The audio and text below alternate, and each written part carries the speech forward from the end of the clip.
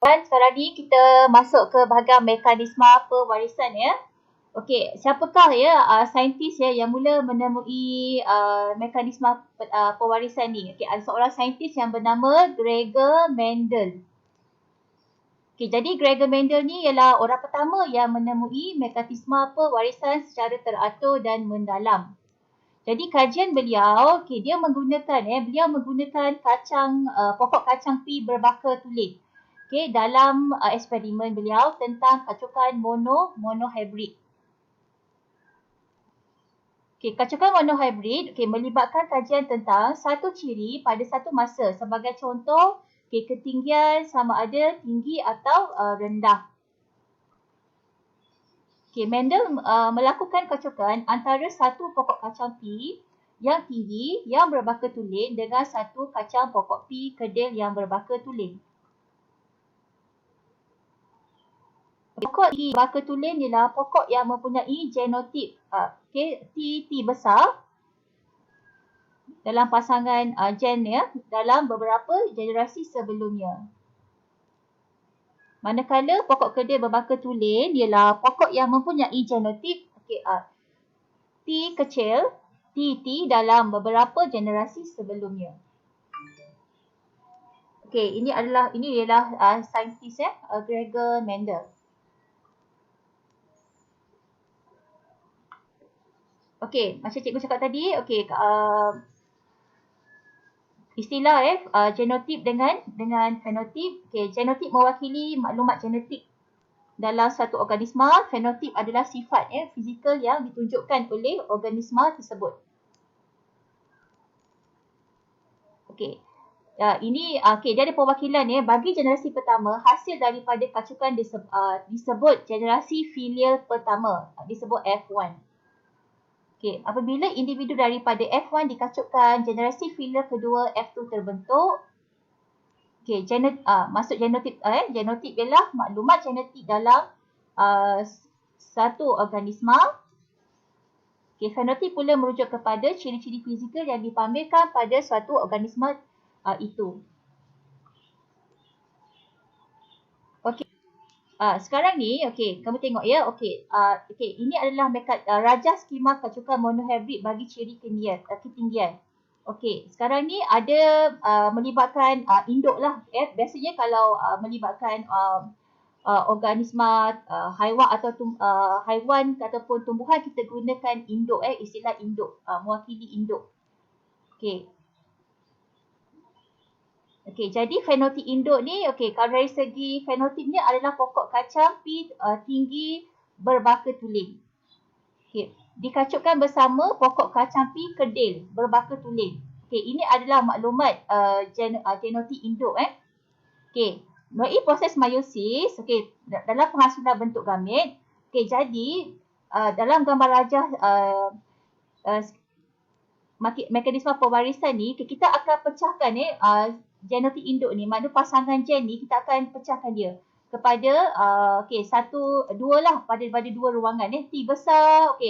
Dia akan ada mewakili kita akan pisahkan dia. So dia akan jadi tunggal ni T ni 1 2. Pecahkan. Dan yang bagi huruf T kecil ni, pasangan gen ni pun kita akan pisahkan. Melalui proses persenyawaan, dekat sini, pelajar kena fahamkan dia punya arah anak panah ni. Walaupun anak panah ni setakat ni cikgu tengok dekat dalam peperiksaan SPM tahun-tahun lepas atau dalam gambar rajah, biasanya dia dah sediakan. Tapi pun cikgu tunjukkan, kamu kena tahu macam mana cara nak membina tau rajah tu. So sekarang ni, sekejap ya. Dia macam ni tau. Nanti lepas ni kamu akan block. Rajah ni dia akan buat macam ni. Mula-mula kita akan pasangkan, katalah ini kan, ini gamit 1, gamit 2, ni gamit 3, ni gamit 4. Kita akan padankan. Mula-mula dia akan padankan macam ni. Untuk gamit nombor 1 ni, dia punya arrow dia macam ni. Yang ini memang dia akan ada 4 ruangan.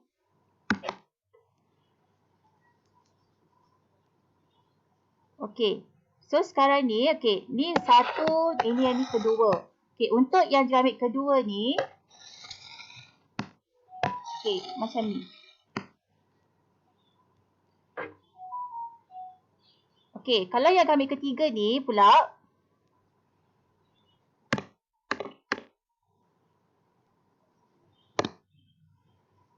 okey, dia padankan macam ni.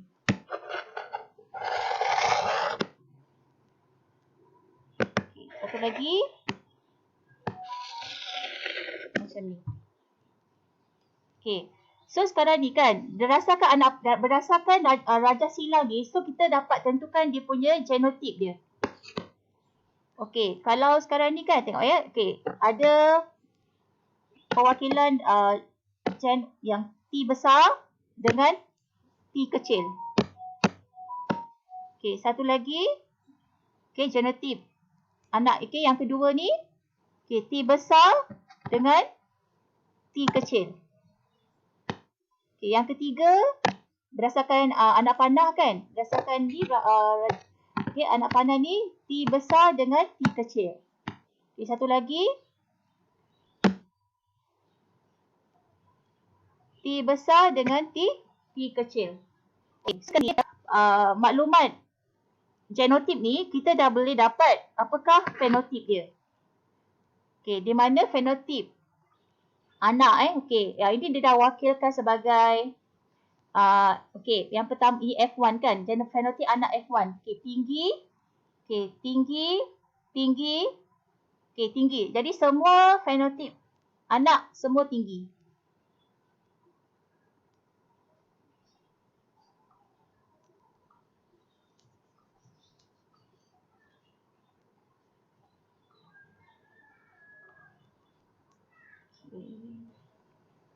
Okey, ni yang pertama tadi kan. Oops. Okey, ni yang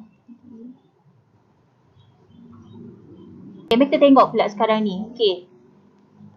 Tadi generasi filial pertama. Ini adalah generasi filial yang kedua. Okey, dia ambil generasi filial yang kedua tadi. Okey, yang di mana genetik induk ni, okey, dua-dua dia punya fenotip dia tinggi. Okey, so jadi bila hiposemiosis, okey, kita buat pemisahan dia punya gen tu. Okey. Kemudian proses persenyawaan, okey, kita tengok apakah genotip anak F2 dengan fenotip anak F2. Okey, kita akan dapat ini adalah maklumat genetik. Maklumat genetik bagi anak yang pertama, kedua, ketiga dengan keempat. Okey, macam tadi kan sebab tu cikgu cakap tadi tentang homozigot dengan heterozygot. Okey, dia akan menunjukkan sifat yang mana? Sifat dominan ke ataupun resesif. Dekat sini pelajar perlu tahu macam mana nak menentukan. Jadi fenotip anak bagi filial kedua ni, okay, tinggi. Ni kerdil. Sebab ini adalah gen resesif. Kalau heterozygot dengan homozigot dominan, dia akan menunjukkan sifat yang dominan.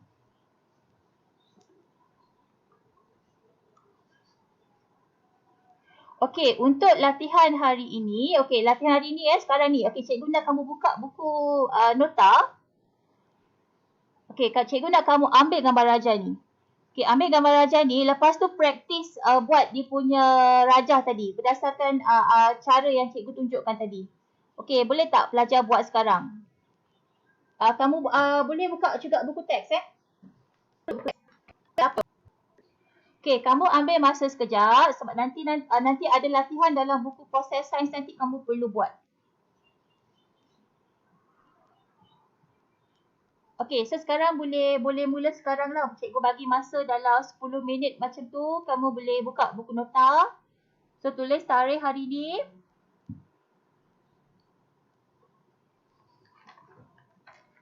Tarikh hari subtopik 5.2 pewarisan. Tajuk hari ni mekanisme pewarisan. Okey, buat nota ni dulu. Nanti lepas habis kelas nanti kamu ambil nota yang cikgu bagi tahu tentang gen dominan dengan gen resesif tu.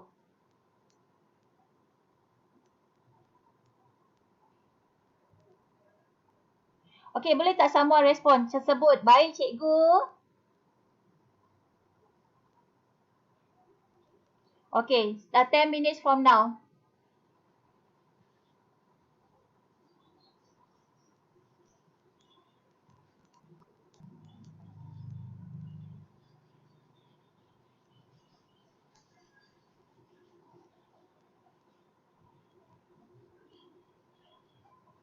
Kalau boleh padam kan, dia tak boleh padam. Okay, cikgu dah stop sharing dulu ya, sebab semua orang ada buku teks kan, boleh refer buku teks dulu.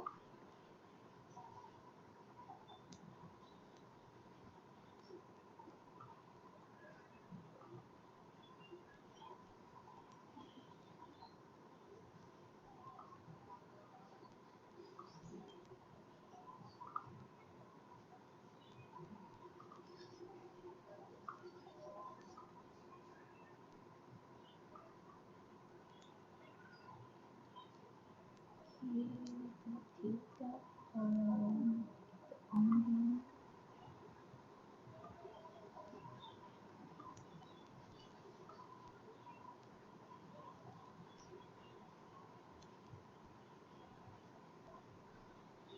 Okay, ada pelajar yang baru masuk ni.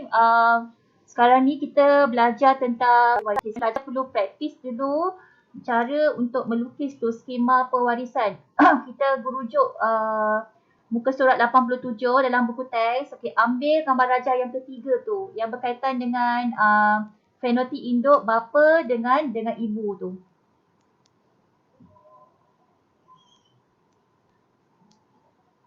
Okay, so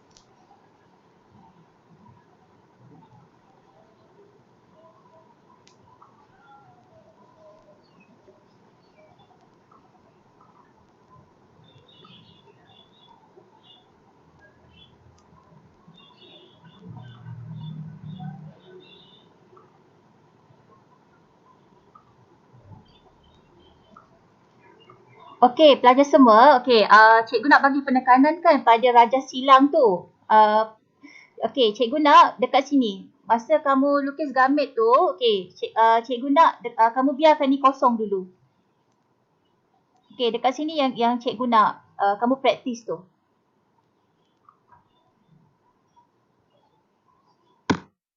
Okey, cikgu tak nak kamu salin tau. Kamu salin, tapi bila sampai sampai gambar raja ni, okey, kamu yang ni ruang ni kosong. Jangan tulis dulu. Okey, kita cikgu guide lah, cikgu guide.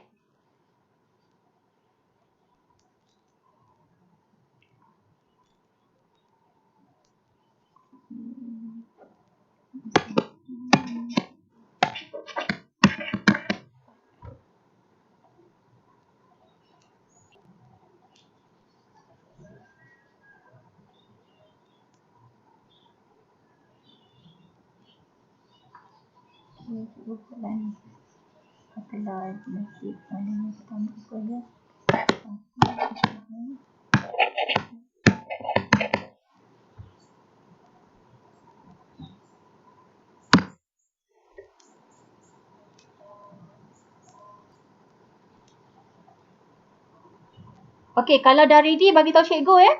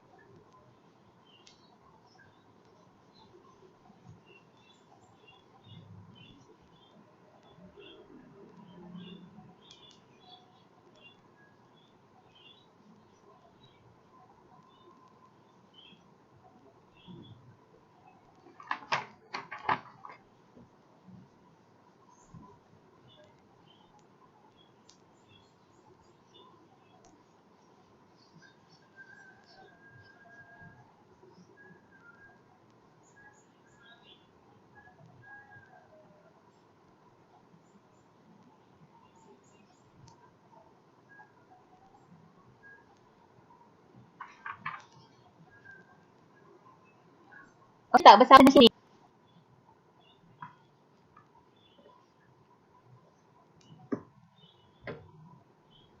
Okey, kita buat raja silang bersama-sama.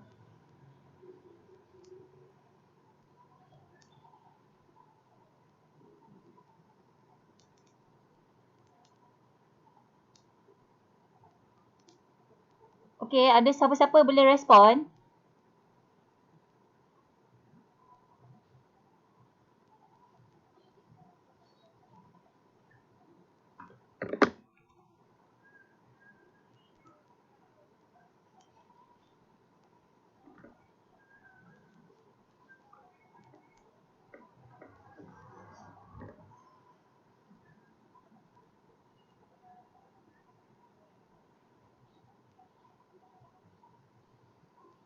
Okey, pelajar semua, siapa yang pertama, okey, untuk gambar yang pertama kan, yang pada bapa ni, okey. InsyaAllah. Okey. Sini. Okey, dia dekat. Dia macam ni. Okey, kemudian, okey, gamit bapa, okey, yang cikgu tunjukkan nombor 2 ni. Sini. Dia pergi dekat genotip. Okey, yang nombor 3 dengan nombor 4.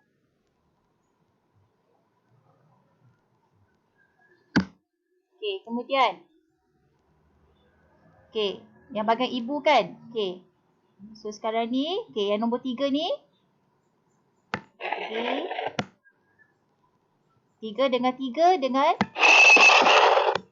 1. Okey, seterusnya. Okey, yang keempat ni. Okey. 4 dengan 2. So daripada sini, lepas tu kamu boleh baca tau. Kamu boleh baca lah apa nak masuk dekat dalam kotak tu kan, untuk dia tentukan dia punya genotip tu. So bila kita tengok, okey, kita dapat B dengan B besar, B kecil. Okey, satu lagi. B besar, B kecil. Okay, B besar, B kecil. Okay, B besar, B kecil. Okay, kalau kita tengok semua ni, dia adalah heterozygote. Kalau heterozygote, dia akan menunjukkan sifat yang dominan. Ya, yang boleh menggulung lidah lah. Okay. Jadi, ni boleh menggulung lidah. Fenotip anak yang pertama boleh, kedua boleh, ketiga boleh, keempat boleh. Itulah dia, cara dia, ya. Kita nak padankan.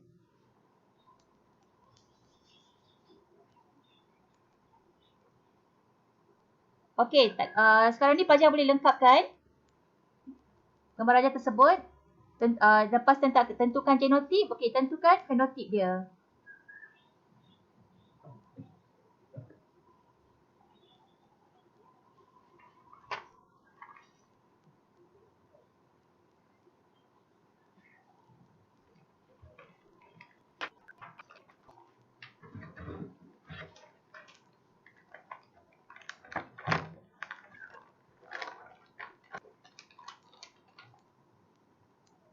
Okey ya, semua orang dah dapat. Cikgu akan stop sharing sekarang.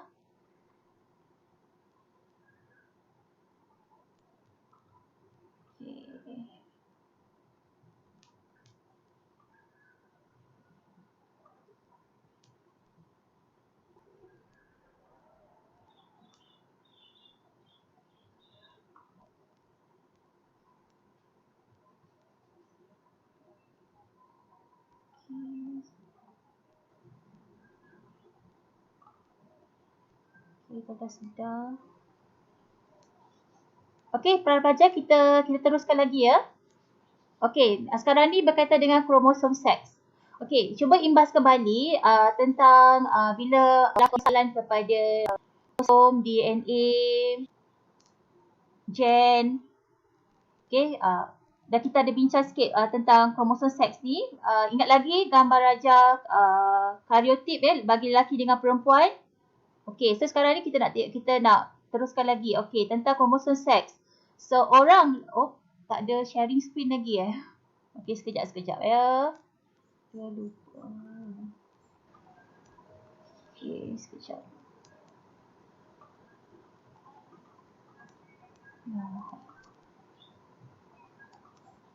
Okey, sekejap ya.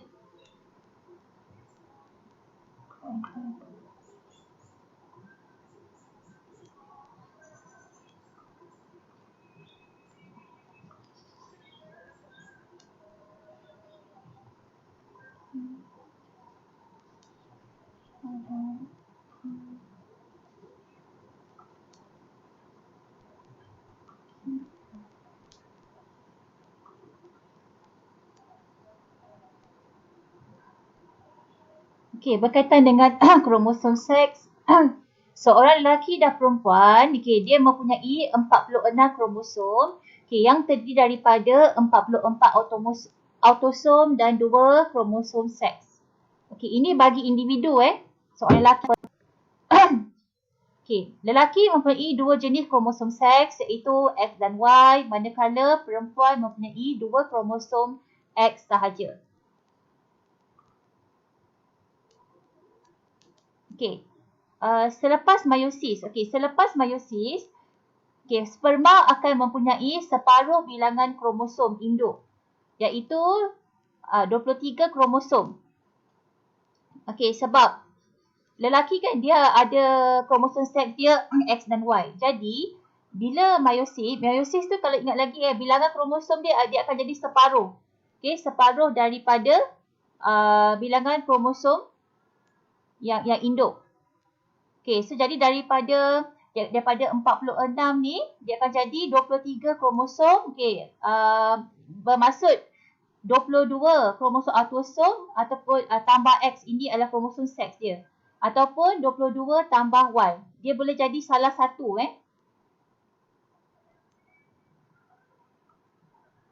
Okey, ovum. Okey, ovum ni bagi perempuan. Okey, juga akan mempunyai separuh bilangan kromosom induk, iaitu 23 kromosom, iaitu 22 tambah X. 22 ni bilangan kromosom autosom dengan kromosom seks dia, X.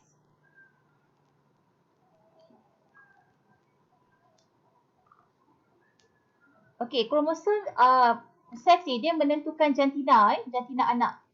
Sama ada lelaki atau perempuan.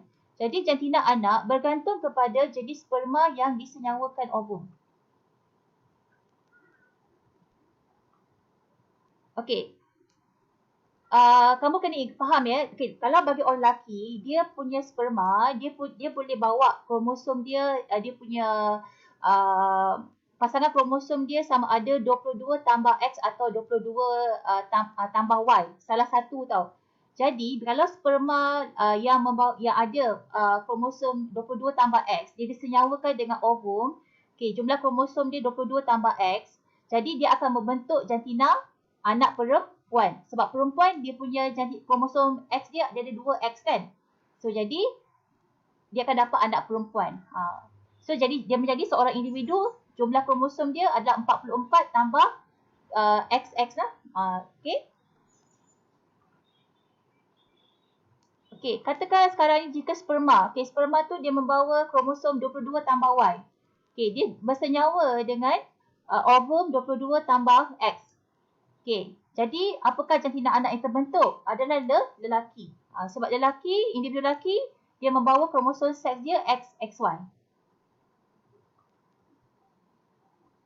Okey, inilah sebenarnya nak tunjukkan gambar raja. Okey, ini adalah individu seorang perempuan dengan lelaki. So, proses meiosis, penghasilan gamet. Okey, ovum membawa dalam gamet ovum okey, ini adalah kromosom yang dibawa dia, separuh daripada induk perempuan lah. Kalau lelaki, dia akan bawa sperma ni sama ada 22 tambah X ataupun 22 tambah Y. Okey, ini tentang raja skema. Tapi ini berkaitan dengan penentuan jantina anak. Okey. Sebab tadi kamu belajar tadi, gamet tu dia berkaitan dengan gen kan? So sekarang ni, gamet ni bila kita belajar tentang penentuan jantina anak, kita akan lihat pada kromosom tu. Bilangan kromosom yang dibawa oleh sperma dengan ovum. So sekarang ni, okey, ini induk bapa dengan ibu.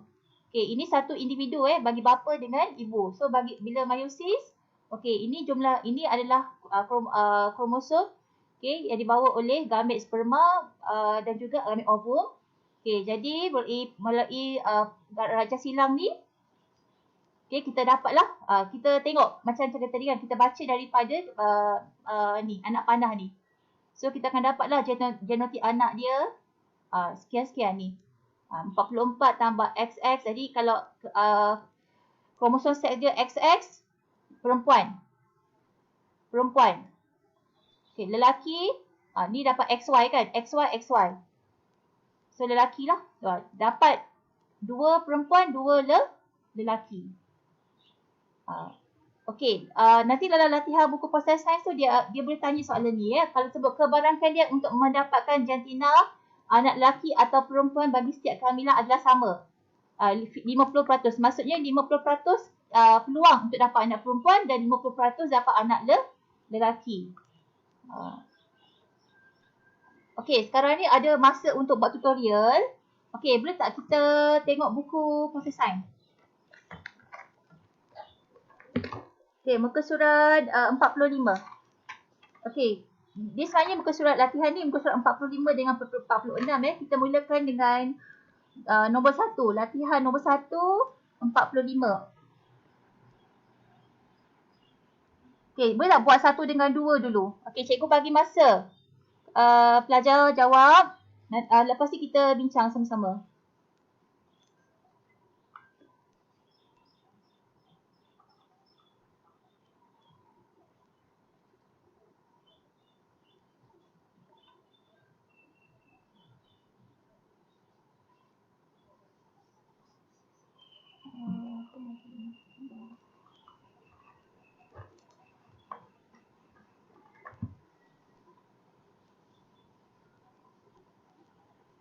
Okay, cikgu bagi masa lebih kurang dalam 10 minit macam tu untuk siapkan. Pukul surah 45, buku pasal sains.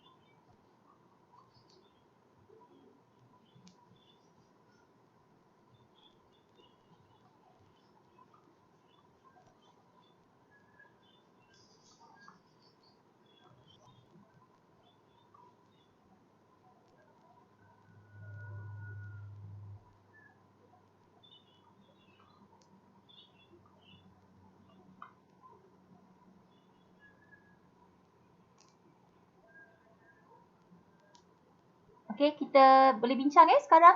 Cikgu share screen. Share isi entire tadi. Okey, sekejap. Alright. Entire screen.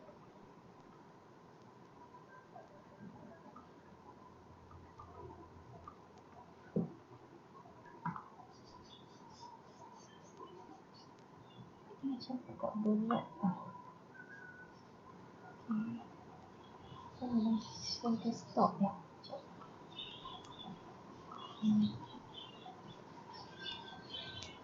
Alright, pelajar semua. Okey, boleh cek jawapan. Tengok.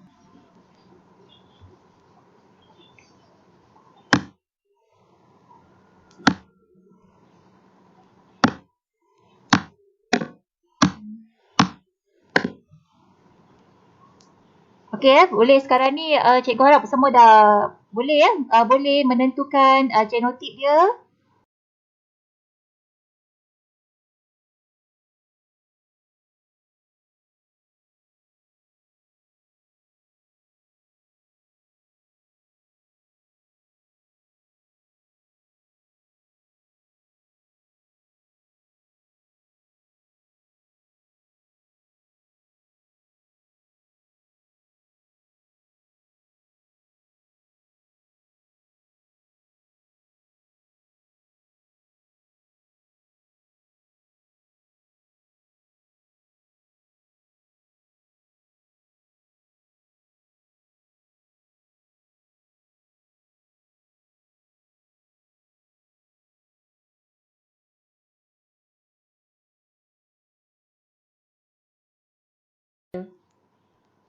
So, genotip anak, okey, kita dapat dia punya pasangan gen dia satu huruf T besar, satu pasangan T besar dengan T kecil.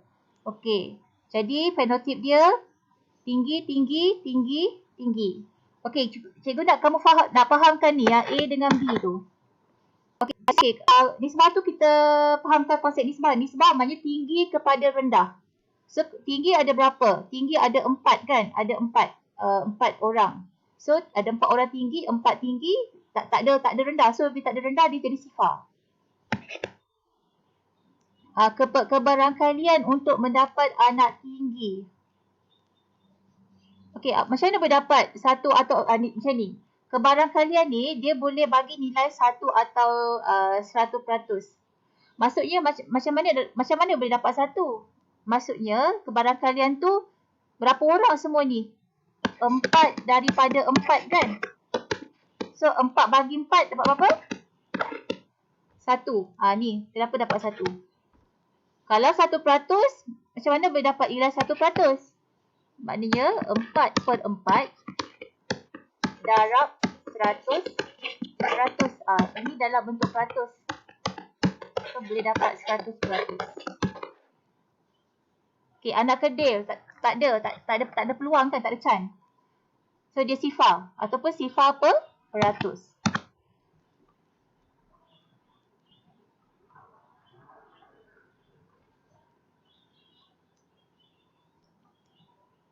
Okey, yang kedua.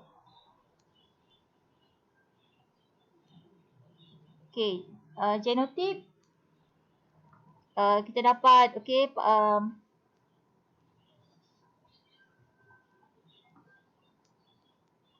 homozygote dominan T besar T kecil. T besar kita dapat heterozygote ni sebab dia punya pasangan gen dia T besar T kecil. Okay, dan homozygote resesif pasangan gen dua-dua ni T kecil. Okay, so daripada sini fenotip dia dapat tinggi 1, 2, 3. 3 orang tinggi, 1 orang kedil. Okay, nisbah 3 nisbah 1. Tinggi nisbah kepada kedil. 3 orang tinggi, seorang kedil. 3, 1. Okay. Anak tinggi. Macam tadilah. Kalau konsep pecahan, maknanya berapa orang? 3 daripada 4. So, 3 daripada 4 maknanya 3/4.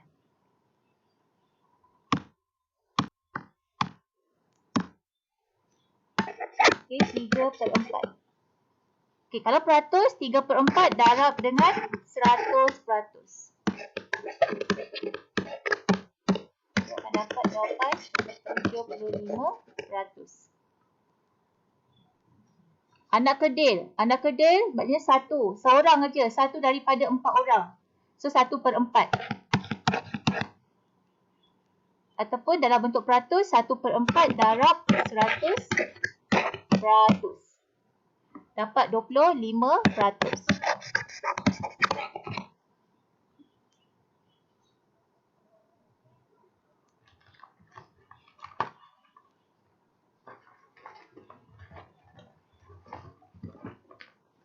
Okey, boleh tak kita sambung lagi? Cik nak kita bincang soal nombor 5? Untuk berkaitan dengan kromosom seks pula.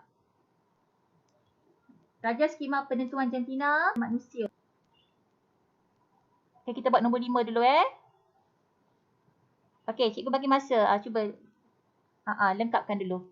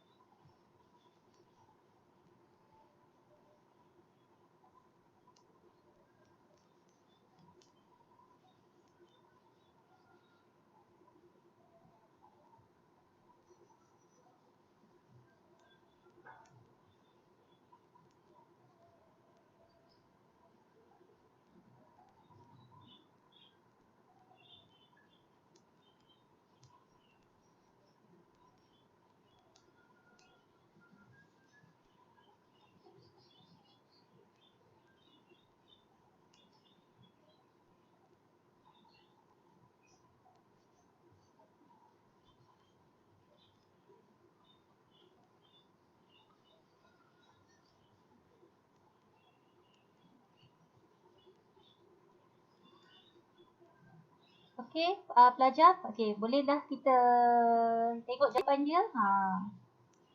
Okey, inilah jawapan dia.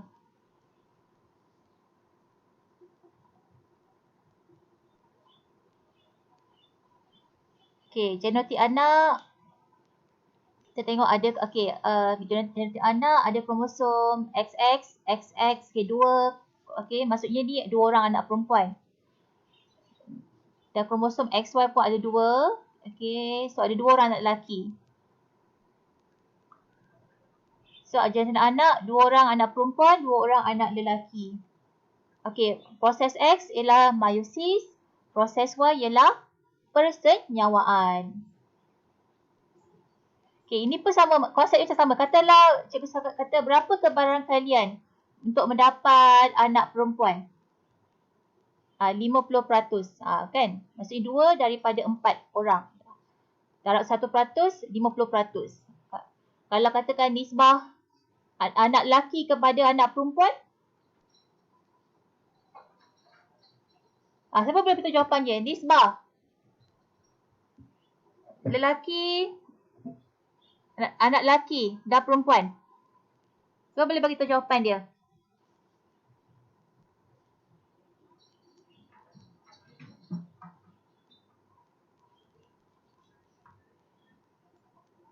Okey, siapa nak respon soalan cikgu? Okey, apakah nisbah anak lelaki kepada anak perempuan?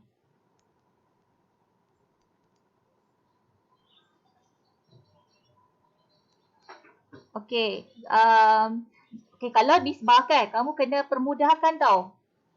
Kalau dua nisbah, kena kecilkan nilai tu. Kecuali kalau memang nisbah dia memang tak boleh ubah lah. Contoh katalah dalam daripada mekanisme pewarisan ni kita dapat 3 anak perempuan, 1 anak lelaki kan. Jadi kalau nisbah lelaki kepada perempuan 1 nisbah 3. Yang tu memang tak boleh ubah lah. Kalau yang kita boleh nilai tu, dalam nisbah tu kita boleh permudahkan, kita permudahkan. So sini 2 nisbah 2 tu boleh permudahkan kepada 1 nisbah 1. Okey, kalau boleh cikgu nak habiskan ni topik hari ni Okey, kita tengok nombor 3 dengan nombor 4 ni. Okey, so masa yang ada ni pun kamu boleh lengkapkan juga. Nombor 3 ni. Okey, tentukan genotip anak dengan fenotip anak. Dapatkan nisbah fenotip. Dekat sini pun dia boleh ubah sikit lah. Kalau dia kata nisbah, dia boleh sebut juga nisbah fenotip. Biasa nisbah fenotip.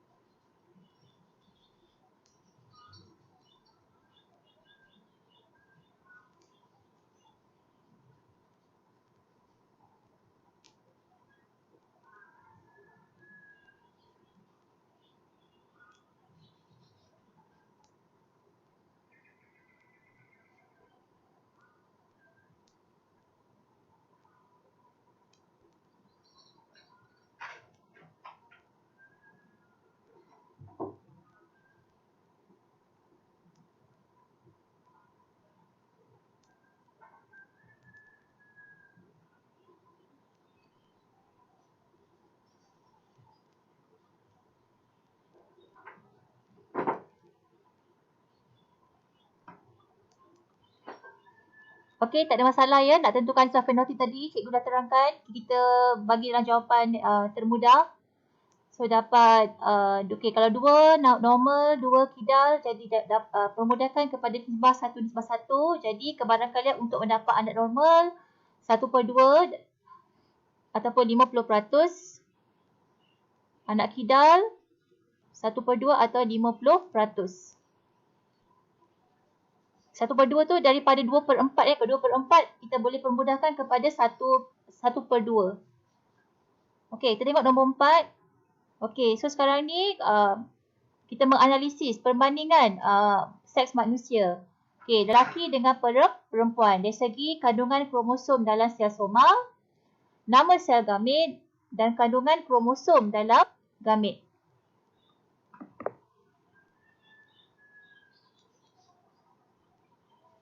Okey, bagi tahu kat cikgu bila kamu dah selesai.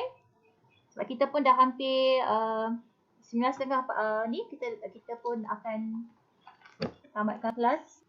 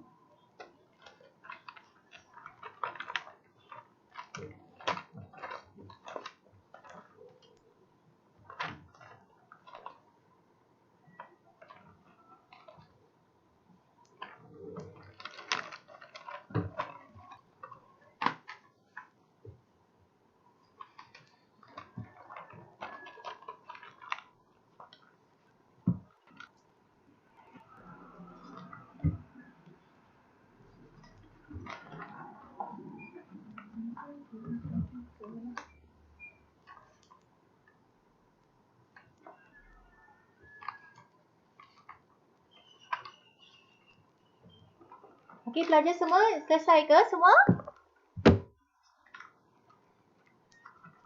Selesai. Okey, alhamdulillah kita selesai. Okey, pesanan cikgu sebelum bersurai, Okey, untuk subtopik 5.3, cikgu nak kamu buat pembelajaran kendiri. Okey, baca dululah dekat rumah sebab sebab ni dia teori je. Okey, kamu boleh lengkapkan sendiri dulu. Latihan dalam buku proses sains ni 5.3 berkaitan dengan subtopik dia mutasi. Okey, mutasi kalau tengok dalam buku proses sains ni kamu lengkapkan muka surat 47. Okey, 47. Lepas tu 48. Okey, boleh lanjutkan juga muka surat 49 dengan 50. Okey, dalam buku teks berkaitan mutasi ni pelajar kena tahu jenis mutasi. Lepas tu apakah faktor-faktor yang menyebabkan mutasi. Okey, lepas tu juga penerangan tentang apakah jenis penyakit yang menyebabkan gangguan gen dan aplikasi penyelidikan genetik dalam meningkatkan kualiti kehidupan. Okey, itu berkaitan dengan subtopik 5.3. So nanti kita jumpa lagi. Pelajar dah bersedia dengan pengetahuan 5.3 ni dan latihan. Nanti kita akan bincang bersama-sama. Okey, jadi setakat ni dulu pengisian yang dapat cikgu berikan hari ini. Nanti kita akan jumpa lagi dalam kelas akan datang. Okey, pelajar semua kita boleh bersurat. Terima kasih.